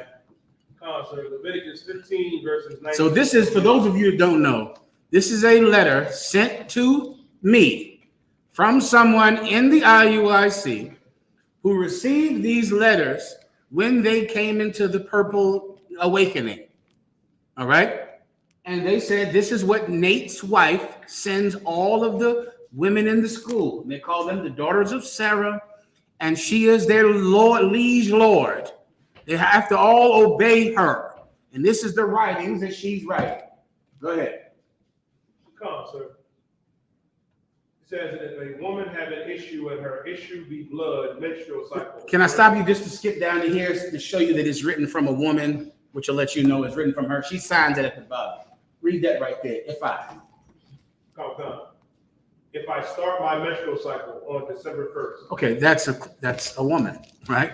It's not if you start your menstrual cycle. If I start my menstrual cycle, this is a woman. You'll see what woman it is in a second. Go to the top. Come, sir. Back where I was, sir. Yes, please. Come, sir. Shall be put apart 7 days. Every woman knows when she sees her period and when it starts. And for some, it could be a spot. For others, a gush only. You know the moment. Whether it be first thing in the morning or in the middle of the day or at night. So this is her teaching all this women in the school about their periods, telling them what a period is, how they know when it is. Now let me skip down to the pertinent part. Remember, the day starts from Genesis right here. Is that it? Hold on. Let's say, Michael, keep going. Keep going. Keep going. Right here. If you want copies of this, I'll just send it to everybody, all right? Just let somebody know and we'll get you the copies of it. But I want you to read right there. This is her just explaining the Bible, teaching them all the scriptures about being unclean and about having a child and what they have to do when they have a child. This is her giving all her wisdom to the women in that purple group. This is the woman that beguiled Bishop Nathaniel. She is the one that did it. She's the one that pulled him out the U.P.K. because she didn't want him to get another woman. Come to find out, he's half a homo and he would have never gotten another woman anyway. That's right. But she pulled him out of the school for her fear of him getting a woman, and because she is just like Eve. She wanted power. That's how Satan beguiled Eve. No, God knoweth that if thou eatest from the tree, thou wilt be as a god. She now runs all of these purple men's because she got her husband to leave the school and to make sure they only had one wife, her. Read. Come. So here are some examples. If I talk about medical cycle. No, currently, please. At the bottom.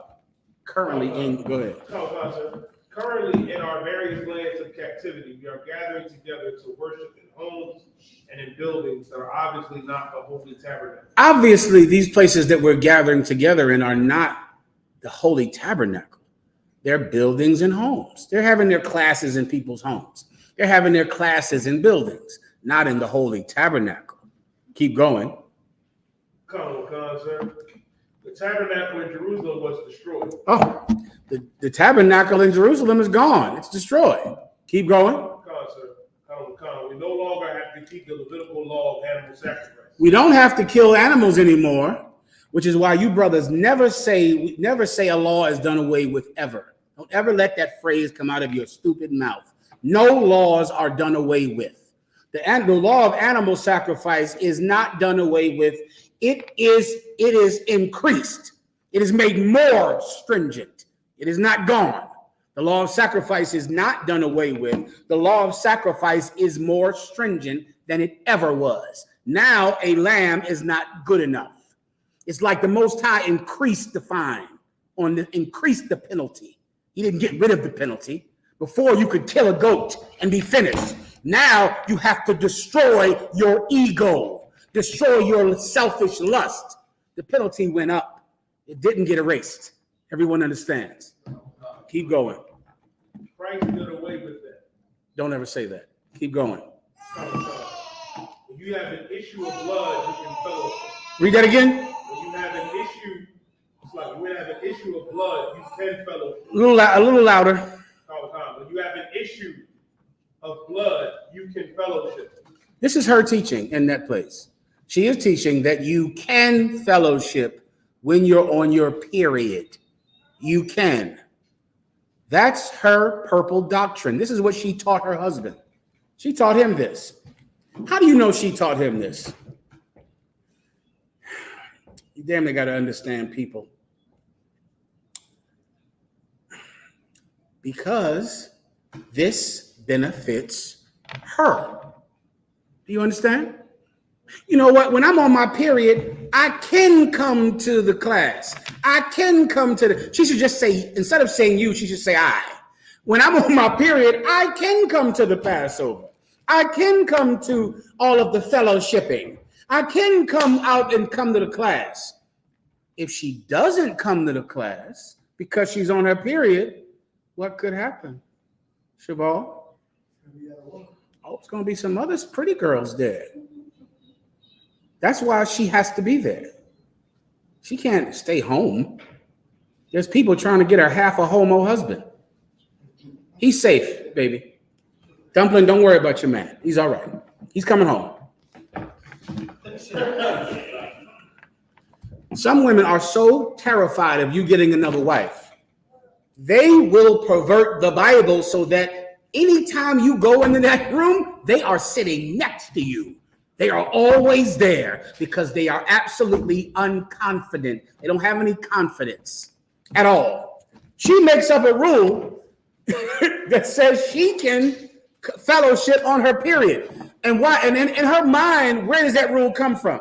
Because we're not in the temple of David anymore. Everybody heard that, right? Because the temple is destroyed. Guess what the Bible does not say? That the law of being unclean has nothing to do with the temple. This is how bad it is and how dumb Nate's wife is. The word temple is not even in the scriptures in these verses. It doesn't mention the word temple. The word David or temple or tabernacle, none of that is mentioned in there. It has nothing to do with the temple. You are separate from the people, not the place, the people. You're staying away from the Passover because of the people at the Passover. You're staying away from fellowshipping because of the fellows, because of the people there. It's a quarantine. It doesn't matter if it's on the moon or in the tabernacle of David or in a corner store. The people are what you're staying away from. It's a quarantine, sister.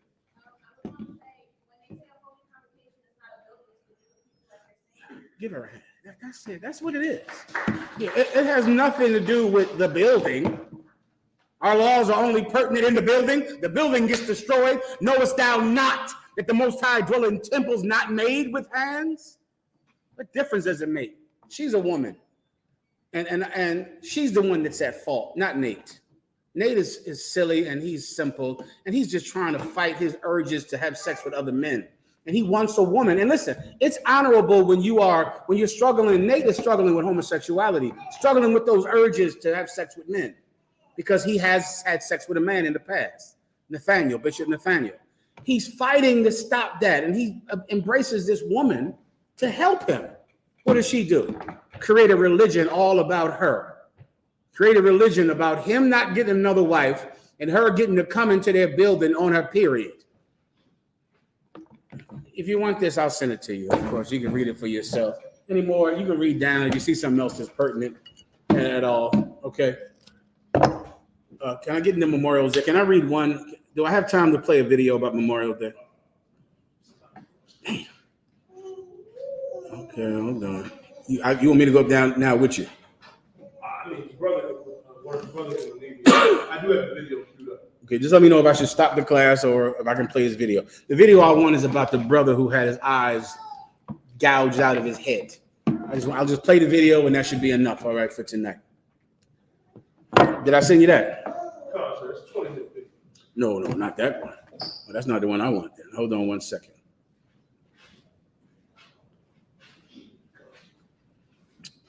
This is not on Messenger. Text message, sir? Okay, I sent you 2 videos about him.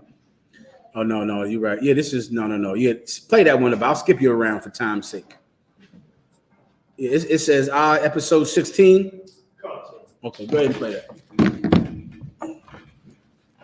Everyone listen carefully, all right? Focus in, because this is someone that our oppressor will never celebrate on the day that he most deserves to be celebrated.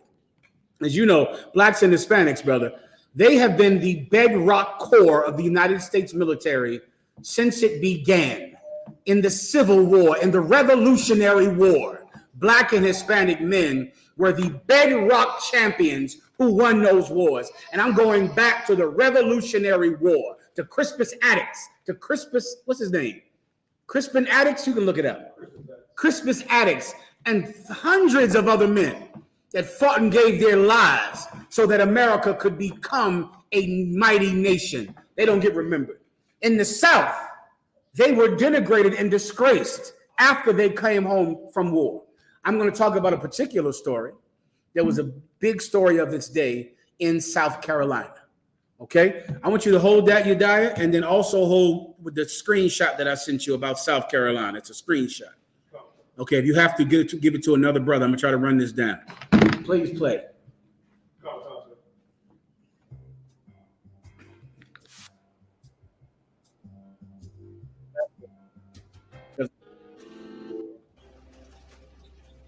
Rewind. Out of Right there. Augusta, Georgia, and quickly boarded a Greyhound bus to North Carolina to rejoin his family. Hey, I got to pause because where we started. Pause it. This is a brother who got out of the United States military. He did, I think, 17 months in the United States military, was rewarded and decorated for his service in the United States military. They gave him $600 and they put him and other black soldiers and other white soldiers on a bus so they could go travel to their home state. All right. So they're all on the bus. They're getting dropped off as they pass the states that they live in. Everybody's with me. All right, go ahead. However,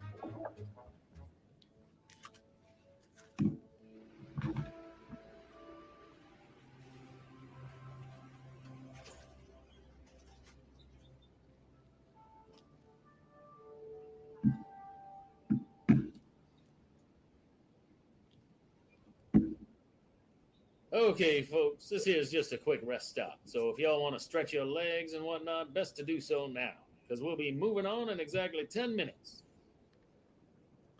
Excuse me, sir. The colored restrooms are way on the other side of this building.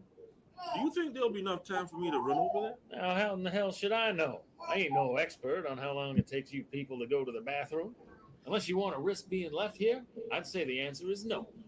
Get on back to your seat. I'll be real quick. You niggas think just because you're wearing a white man's uniform, that gives you some kind of special privileges. Well, let me tell you what I think. Y'all ain't Save gonna... it. I already know what you think, Cracker.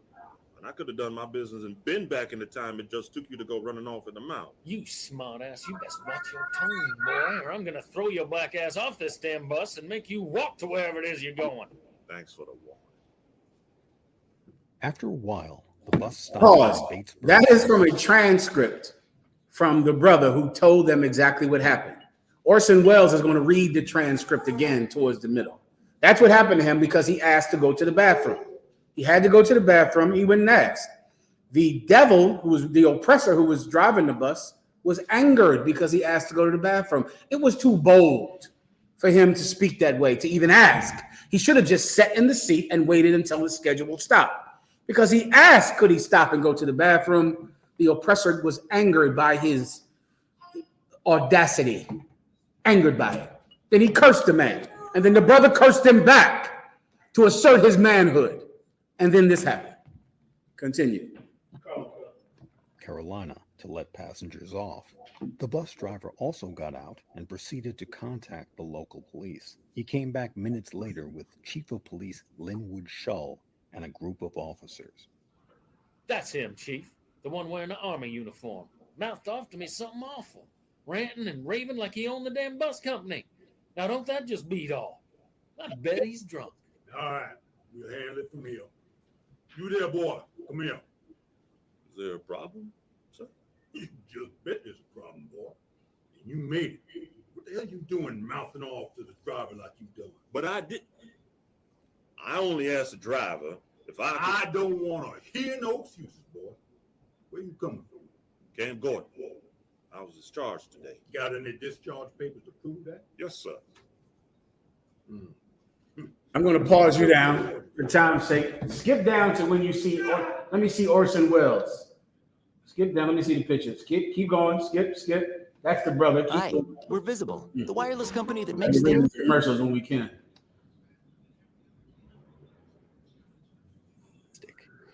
And doctor, not new. Skip down, keep going. Grabbed me by my leg. Right. I was the judge said. Yes. Let me hear it. I told him that I could not see how to come out. I was blind. Rewind a little bit. He said, feel your way out. Knocked me unconscious. After I commenced feeling, wrung it out of his hand. He resist. He cursed and said, I'm Terminal Atlanta Jr. being duly sworn. On his ABC Right radio here. show, He's going to read the transcript from court. On the July 28, 1946 broadcast, Wells read an affidavit sent to him by the NAACP and signed by Woodard. He criticized the lack of action by the South Carolina government as intolerable and shameful. Good morning, this is Orson Welles speaking. I'd like to read you an affidavit.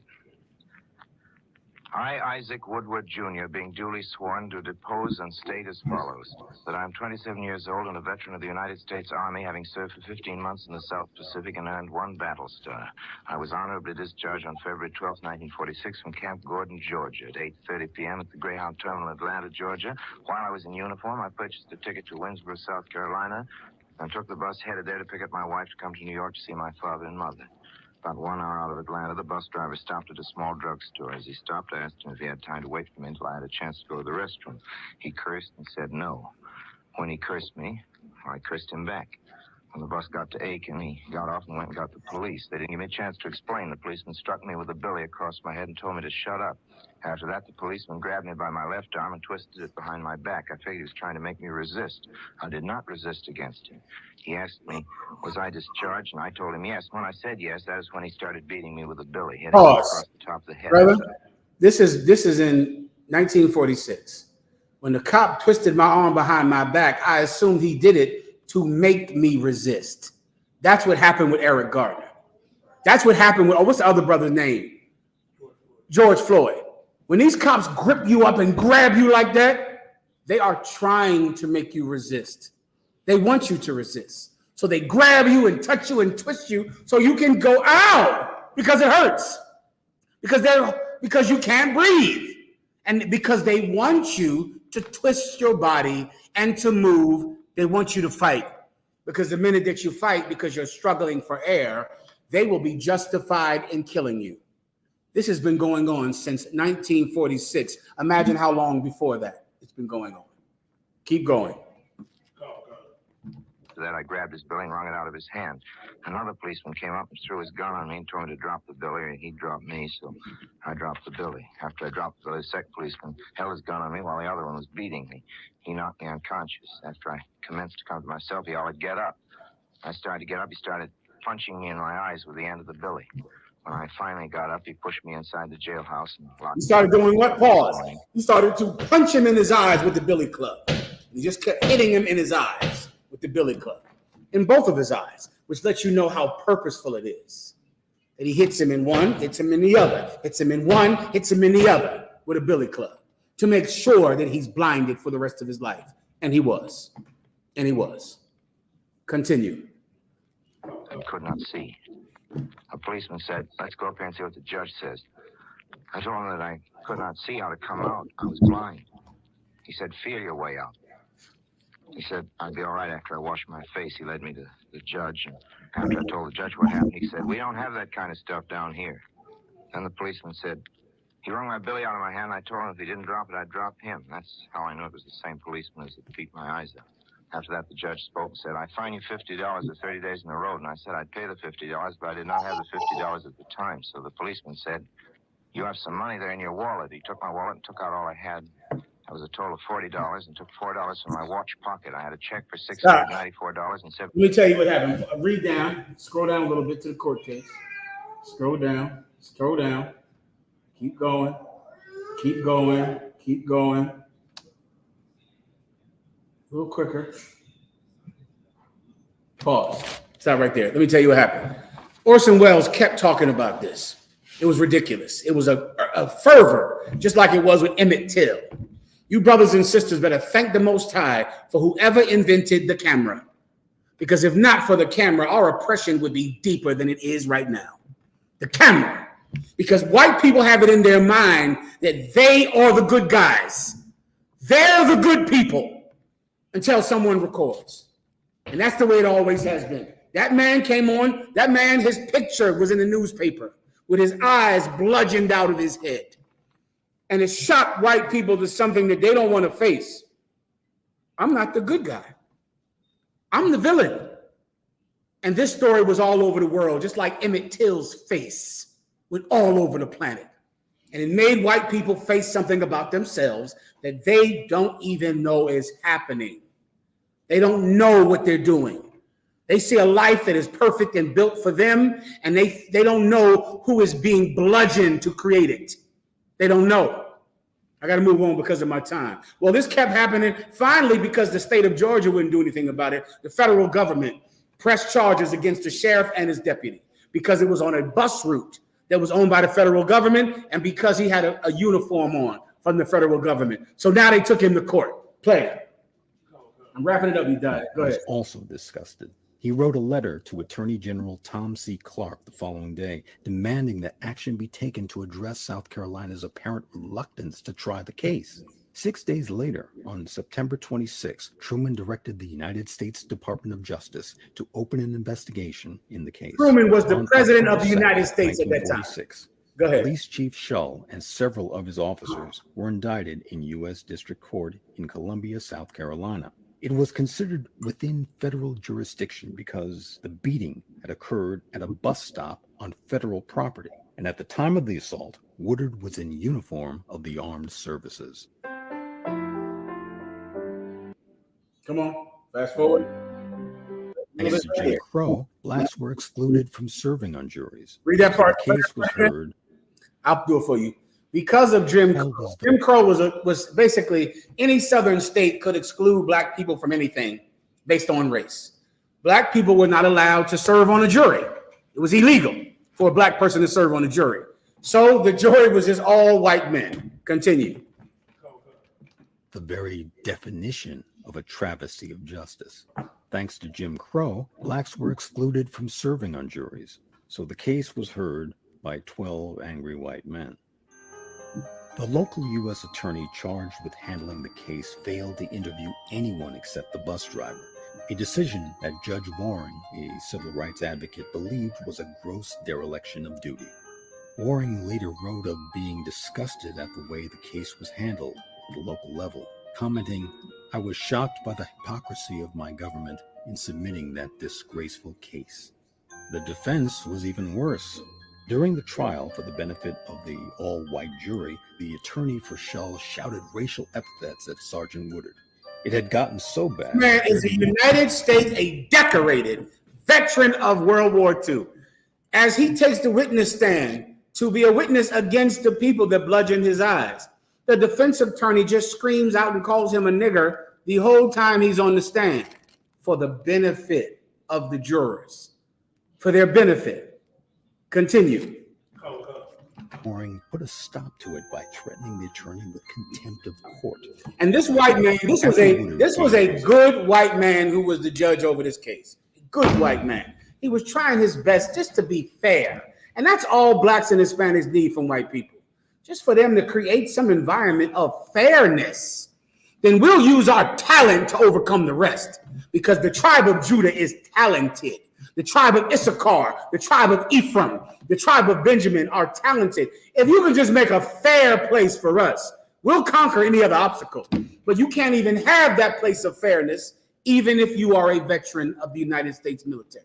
The judge was appalled at the trial and how the defense attorney behaved. Keep going. The count of the events. Shull firmly denied it. He claimed that Woodard had threatened him with a gun, and that Shull had used his nightclub to defend himself. Yeah, that's closing it was self-defense. His life was threatened by this man. The soldier, the United States soldier, threatened him, the sheriff, with a gun.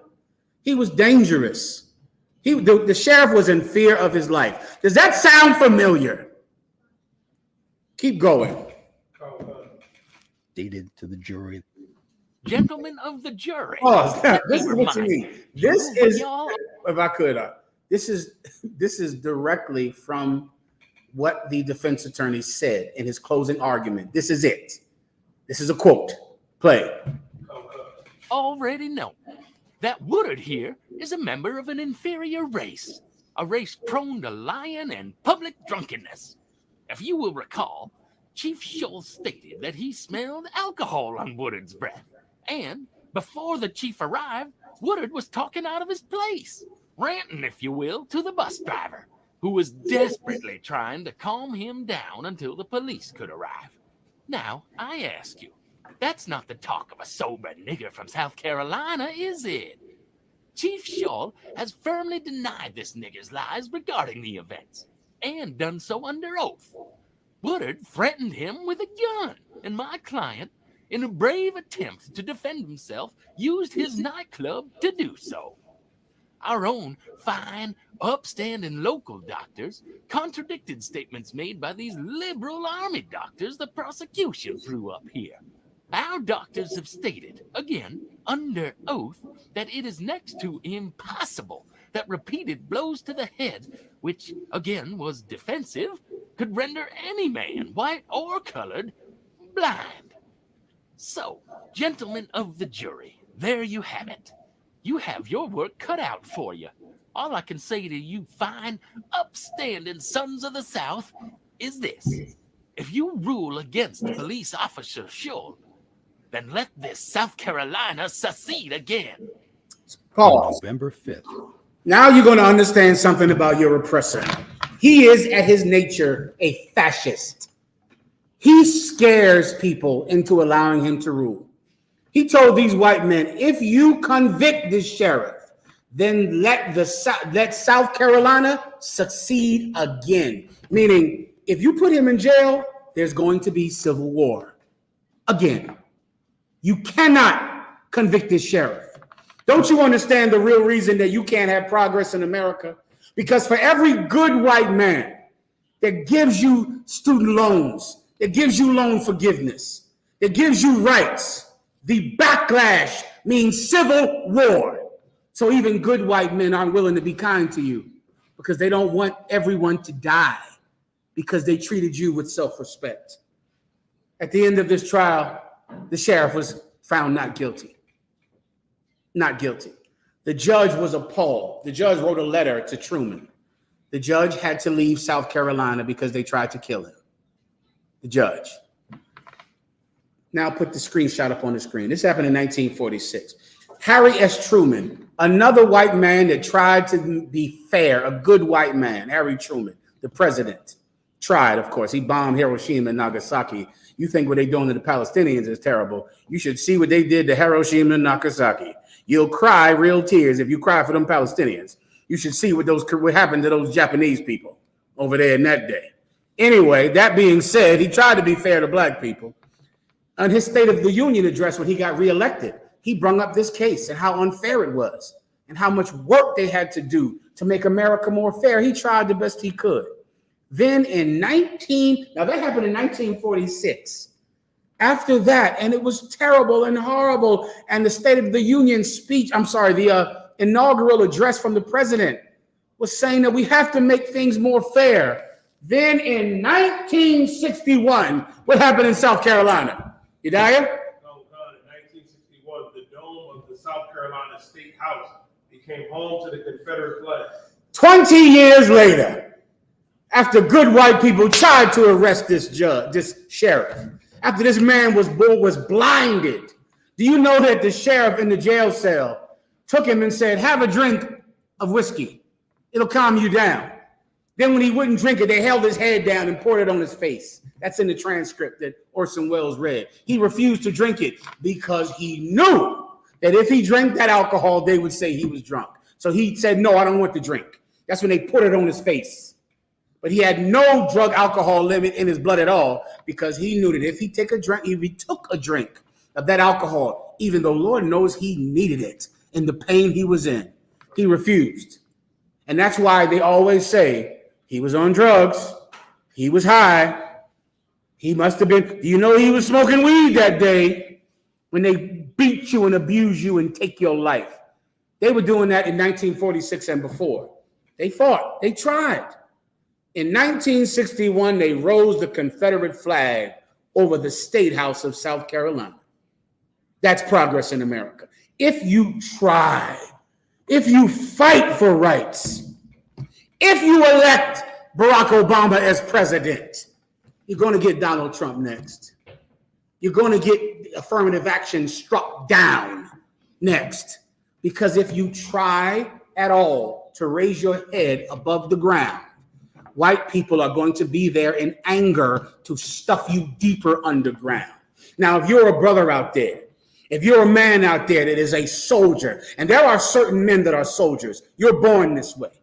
I am a man that's like that. Either way, I was going to serve some master. There was no other path for me. This was the path I was always going to take. Either I would have been in the white man's military, I would have been in the white man's police department, or I would have been in somebody's killer, in some criminal organization.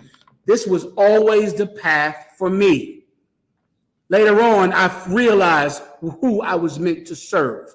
I realized that there were soldiers who were appreciated. Soldiers who their eyes weren't beat out their heads. soldiers who weren't denigrated and abused.